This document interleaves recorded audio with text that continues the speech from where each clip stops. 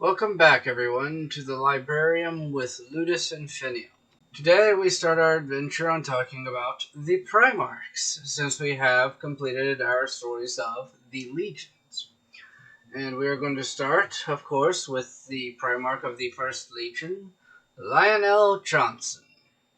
And oh boy, this was an interesting undertaking, to say the least. So, Lionel Johnson was thrown through the warp like him and his 19 brothers because chaos is a dick, quite frankly. And he landed on the feudal world of Caliban. Well, feudal world is kind of incorrect. It's a death world with a feudal system.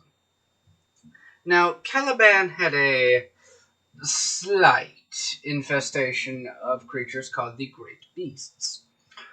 These things were eventually discovered to be chaos warped beasts that, well, like to eat people, needless to say. But, as horrible as that sounds, the population was kept safe for the most part by the various knightly orders. And even though they were, well, comparable in culture and society to our medieval era, their technology was comparable to the Imperium's in some cases, including power armor and power weapons. Actually, other various weapons. A specific example I found was the bolt pistol. Now, to get into our tale, now that we have set the scene on Caliban. On Caliban, a boy was found by Luther, the greatest man in the knightly order, or Knights of the Order, or something. They're called the Order, yet all of them are orders. Fuck it, let's just roll with it. From that moment on, Luther adopted the boy and gave him a name. A stupid name. Lionel Johnson, translated to Lion of the Forest, because we name things after what we see? I don't know. Maybe Luther was just very unimaginative. Which is odd for Dark Angels. They're usually very, very creative little dudes. Trying to limit the vulgar language. Not going to work out very well, but I'm going to try.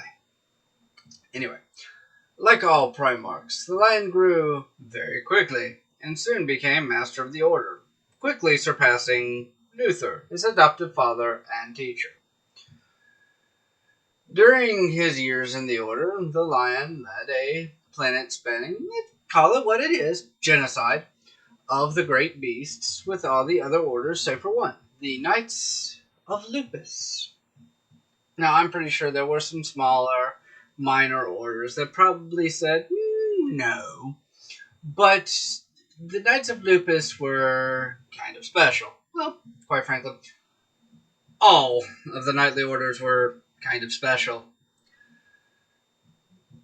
Lionel Johnson, Lion of the Forest. There you go. There's your example. Anyway, the Knights of Lupus challenged the Lion and said, truthfully, that Luther had made a deal with them. And the Lion did not believe this because it was a deal that that the Lion just couldn't believe. If I remember right, because I didn't delve too deep into the research for this one, because unfortunately I'm on a bit of a time crunch. I think it was that they got to keep their land, or the Lion... No, it was the Lion would not kill the great beasts in their area. And the Lion said, no, bullshit, we're going to kill them all.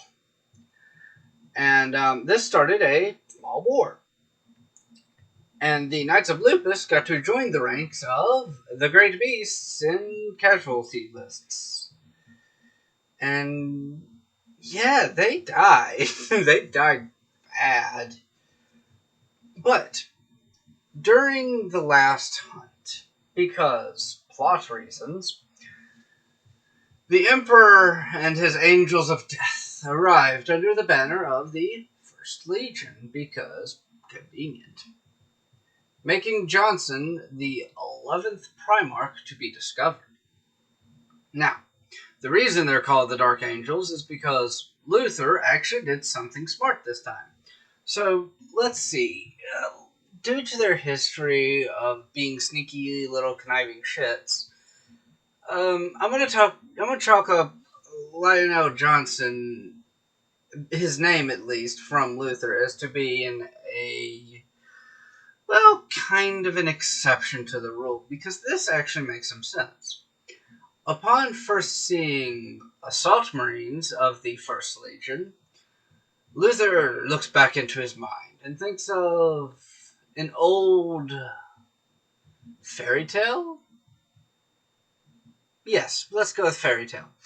On Caliban, and of the Dark Angels. And this is how the Dark Angels got their name.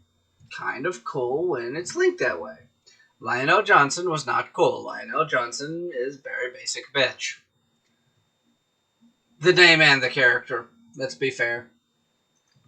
Now, as a bit of an aside, for those that were too old to become Astartes, when they were first reunited with their Primarchs, they could undergo genetic enhancements to make them comparable to Astartes. They weren't exactly the same, but they could essentially dish out the same amount of damage.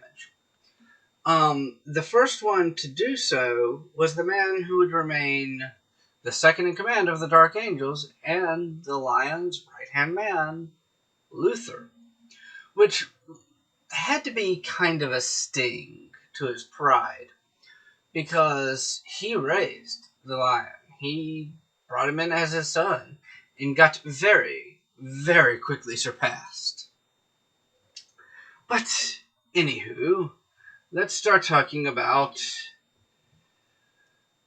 not the Dark Angels themselves, we've already discussed them, but important parts of the Great Crusade when it comes to the Lion. So, we have the Sarashi engagement. And by the way, I'm going to go ahead and apologize if I get any of these names wrong, but honestly, I'm staying up very late to get this done, so there's a modicum of I don't care. But realistically, some of these are very, very hard to spell and can be very, very interesting to try and pronounce. Sarashi, not a hard one, but there are going to be a few. Let's just be honest. So anyway, the Sarashi planned an elaborate assassination attempt on the Lion. And when I say elaborate, I mean Zine had a hand in this one, probably. By means of a nuclear device going off on his flagship, and the Emperor was there with him. 2 birds, 1 stone. Now, the way the device would be activated is the death of the leader of the Sarashi, and, he did something that could be seen as equal parts intelligent and equal parts meteorically retarded. And that is, he decided to raise his leg and piss all over the legs of the Emperor and the Lion. Now, granted, metaphorically speaking, he was just standing there essentially insulting them. But I really enjoy my analogy much better because it's funnier image. And so in response to this, the Lion reacted calmly, and after much thought, invented the 40k humanoid version of the shish kebab. And so, like I said, the nuclear device would be activated upon the death of the leader, who just got impaled with a big ass sword. And something the Lion did not know, was about the nuclear device, but luckily for him, Zahariel and Luther found it. Luther, being a colossal, I was going to call him a prick, but that's not right. A colossally jealous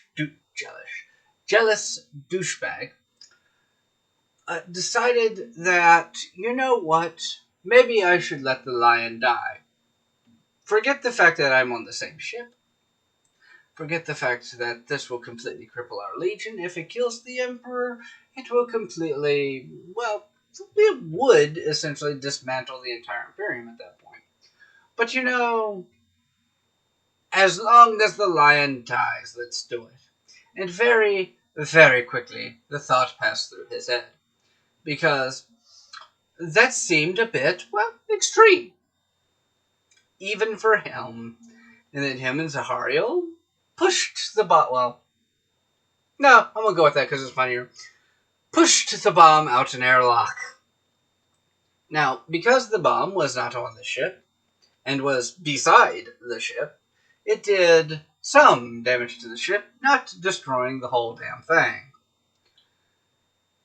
Now, interestingly enough, Luther had a bout with his conscience and went and told the lion that, you know what, yeah, I was thinking about letting you die for a minute. Well, quite frankly, letting all of us die for a minute. The lion took this about as well as being insulted. Now, granted, he did not impale his adoptive father, but he did send him back to Caliban, along with Zahariel and some others, to essentially train the neophytes. And now, this is not expressed anywhere that I could find it, but I'm pretty sure Luther's ass was about as red as a baboon's. Because I don't see any way the lion did not spank him hard.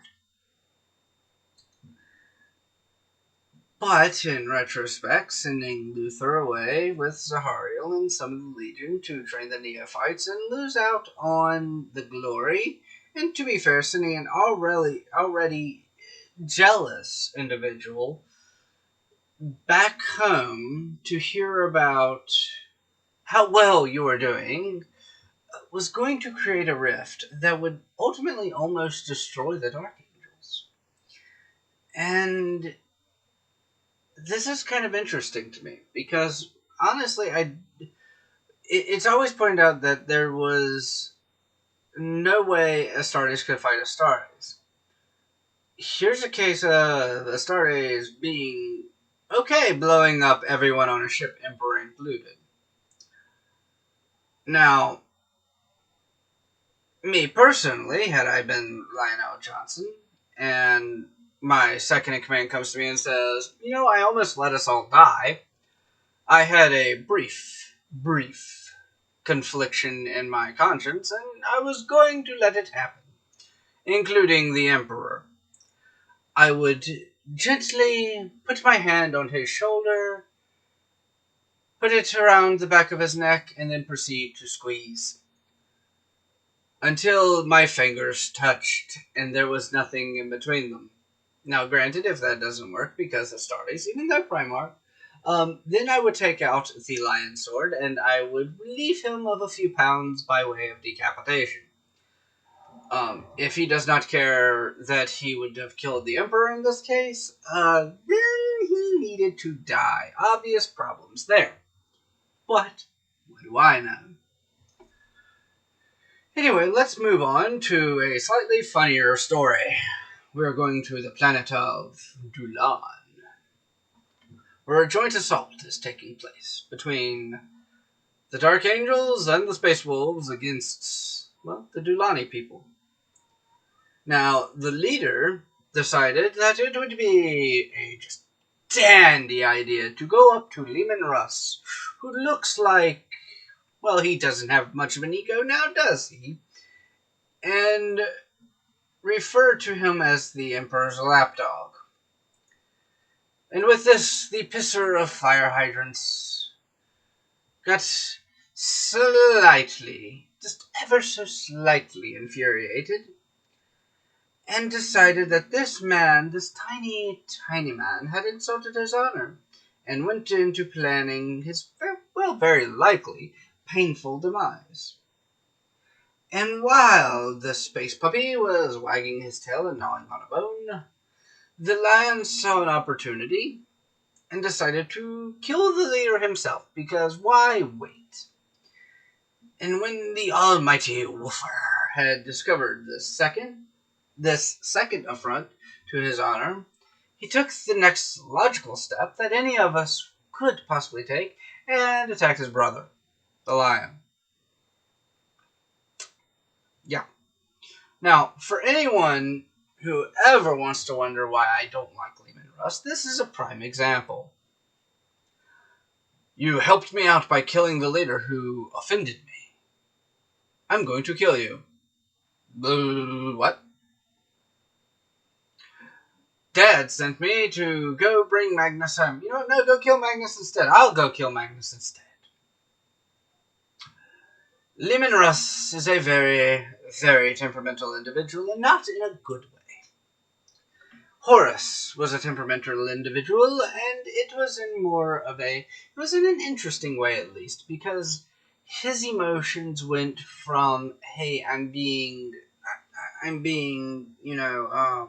disregarded. I'm having too much put on my shoulders right now, to, Dad fucked me. And Leman Russ is just kind of always been this way. Leman Russ is easily one of the worst Primarchs, in my opinion. And this is a good example of why. And to even show what I find absolutely hilarious about this whole scene, him and the lion fight for a day and a night, until the lion throws him through a table. And then, standing up, Leman Russ starts laughing.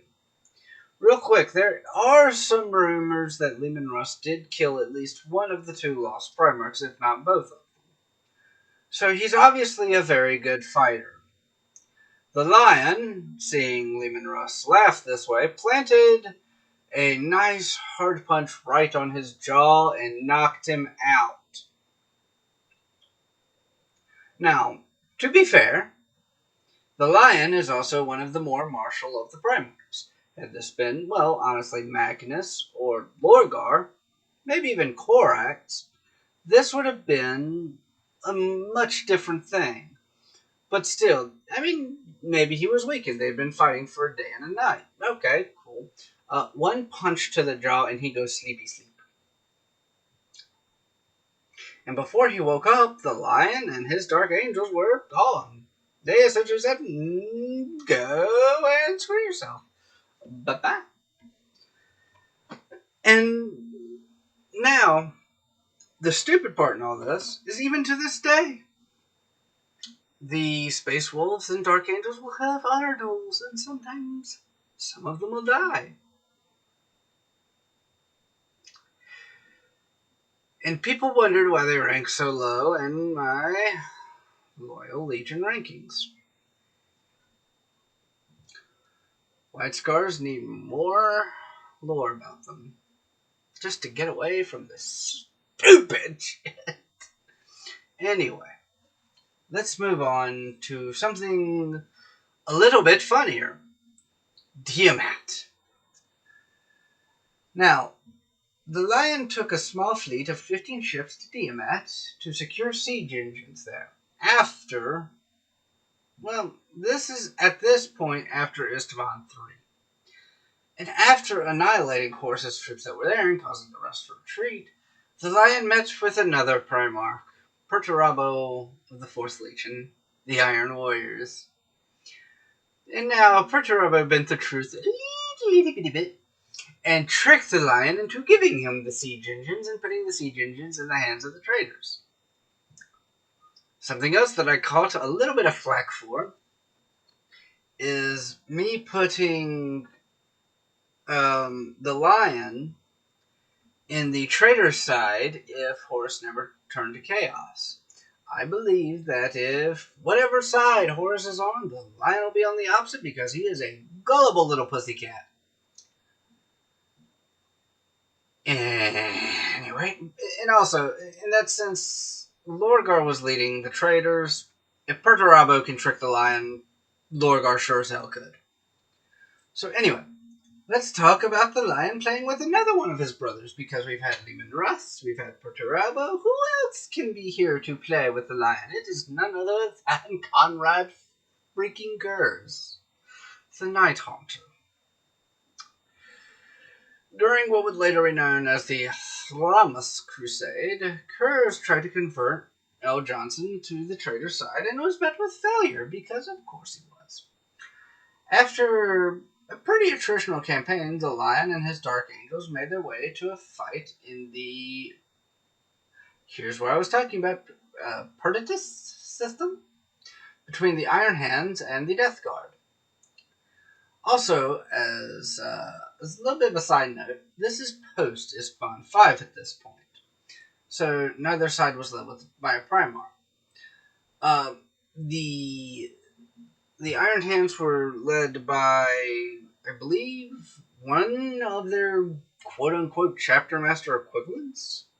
And the Death Guard was led by none other than Kylus Typhon. Oh, crap. Anyway. So, however, when one Primarch did appear in the form of the Lion, the two sides decided, let us not pick a one-sided fight against a Primarch where we are on the losing side, and decided to fuck off. This left the Dark Angels with the prize that was the goal of both legions before it. Here we go with one of the weird words. The Tuchulka engine. Very much mispronounced it. A device that can be used to make very, very precise warp tubes.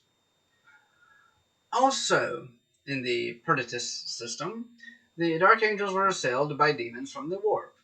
Two important things came of this. Number one, the Lion reinstated the Librarius, causing a rift in the Dark Angels that were with him, and the eventual death of a chaplain at the hands of the Lion, because he couldn't kill Luther, but a fucking chaplain. He's like, you can die now.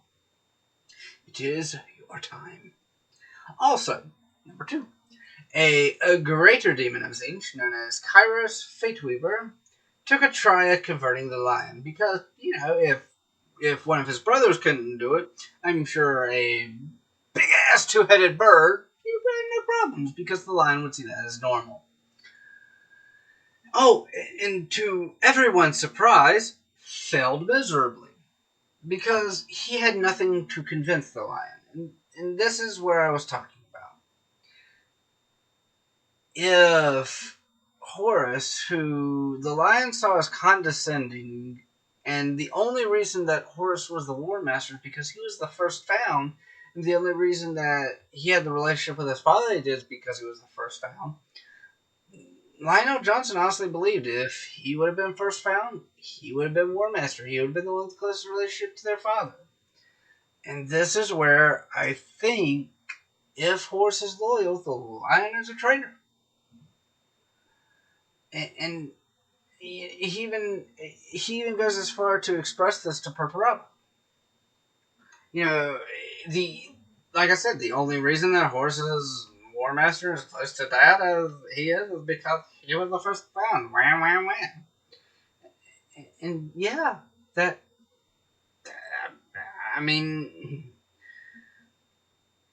is one of the moments where I don't really care for the character of Lionel Jonson, because it seems a bit out of place, quite frankly. He's normally very honorable, kind of slow, but never really whiny, and now he is, and it doesn't seem to fit, but it's there. Anyway, using the engine, the Dark Angels ambushed the Night Lords, and managed to trap Kurz on their ship. But like the old saying goes, I'm not trapped in here with you, you're trapped in here with me. The Night Haunter went into his second, more homicidal persona, and proceeded to make the lives of Jonson and his angels a little bit more interesting for the next couple months, until somehow the Night Hunter and the Night Lords that were quote unquote trapped on the flagship of the Dark Angels escaped because, of course, because Night Lords. Oh no, I forgot about this. I forgot that this was going to be a thing. So now I have to talk about fucking Gilliman. You know what? I take back what I said about Russ. There's Gilliman. Gilliman is a horrible Primarch. I can't think of who's worse right now, honestly. Anyway, so Gilliman created Imperium Secundus with the Blood Angels and the third group to join them, the Dark Angels. And yeah, this was just, yeah, I don't really know a way to put this into words. There was a good idea behind it. If the Imperium should fall, we have a secondary government. But yeah, it's Gilliman. A lot of the shit he's done has been very much in opposition to the Imperium. And then, let me just get into my set. Okay, and with a triumvirate, it succeeded beyond all expectation. Yeah, like, no. The rest of 40k, no happy ending for you. And same thing here. No happy ending, yeah. Instead, Kurz escaped on McCrag. He must have confused it for Nostromo, his home world, or at least wanted to create a kill count equivalent to that of his home planet. And whilst Kurz was on his merry little trip, Gilliman and the Lion decided to give chase, almost catching him a few times, but in the end, they were almost killed by him because, well, Night Haunter. He is the 40k version of a schizophrenic Batman. I really wish that was more of a joke than what it really is. Feeling guilty for the damage the Night Haunter had done, the Lion became obsessed with chasing down his brother, following a lead to the planet of Zepath. Because random consonants and vowels make a planet name, I guess. Where instead of, again, 40k's schizophrenic Batman, he found the word bearers and rule leaders, and then proceeded to throw them a beating that they would not forget. Well, yeah, they would forget because they killed them. Finally catching his psychotic brother, the Lion brought Kurz before the others for judgment. And Kurz does something interesting here. He makes the argument that this is how the Emperor made him. So all he's doing is just being what he is supposed to be. And that it is not his fault, it is the Emperor's fault, because reasons. Oh, and then he also pointed out that the Lion had ordered orbital bombardments against the wishes of Gilliman.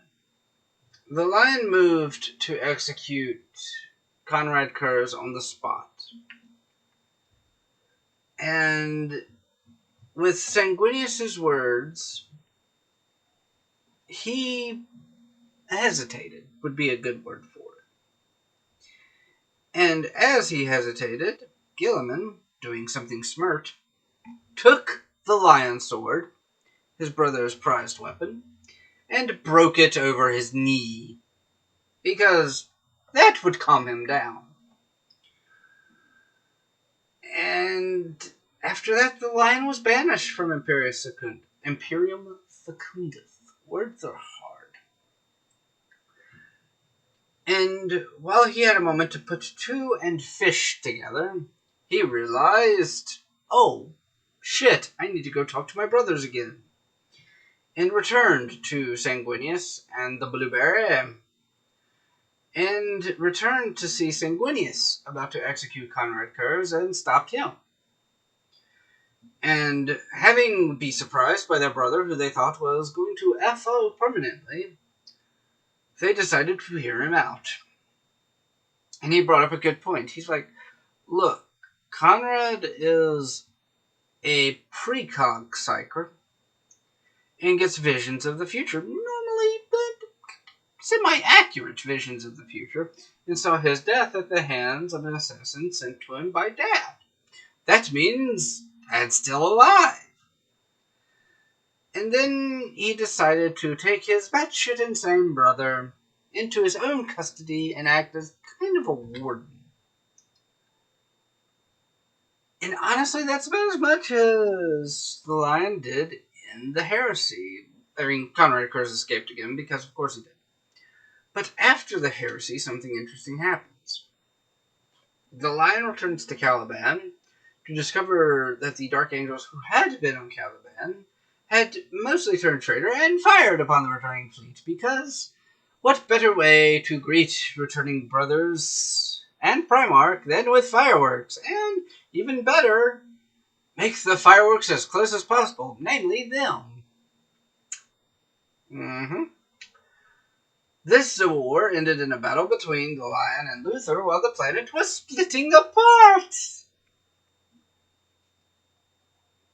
Nothing good ever happens in 40k. This is going to be a message throughout all my lore videos. Nothing good ever happens. After being severely wounded by a psychic attack by Luther, the Lion became the equivalent of Sleeping Beauty in the center of the rock. The biggest fragment of Caliban now being used as the fortress monastery of the Dark Angels, as the base where they plot to kill all the fallen, who are the Dark Angels who turned away from their brothers and the Imperium. And though the Watchers in the Dark and the Emperor both know the Lion is taking his little cat nap in the center of the rock, they have yet to inform the Dark Angels because, well, they're dicks. And I want to point this out. I did put in my notes that I actually put in there because reasons, but no, that's not good enough. They're just assholes. So now we are in the 42nd Millennium, and the Lion is still asleep in the center of the rock. The only people that know won't tell because, well, screw the Dark Angels. That has been the story of the Lion. I hope you all enjoy. If you did, please subscribe, leave a like, leave a comment. Let me know what you did think of it. And I know right now there's a lot of bad stuff going on in the world, and there are times when people feel alone. It's okay. Yeah, if you ever want anyone to talk to, reach out to me. You can do it through the YouTube comments, or better yet, through the Discord. You can DM me on Discord. The link to the server is always in the description. And there are plenty of people in the Discord. If I'm not on, there's always someone on. You can just reach out and say, hey, I'm feeling down. I just kind of want to talk about it. Just get it off my chest. And there will always be someone there for whatever you need to talk about on my Discord, on our Discord, because it really is our community. And yeah, we all agree that we don't want people to be alone anymore. We don't want them to feel alone, and we're going to do our piece to make sure that can be stopped. But with all that being said, I hope you all have a very wonderful day.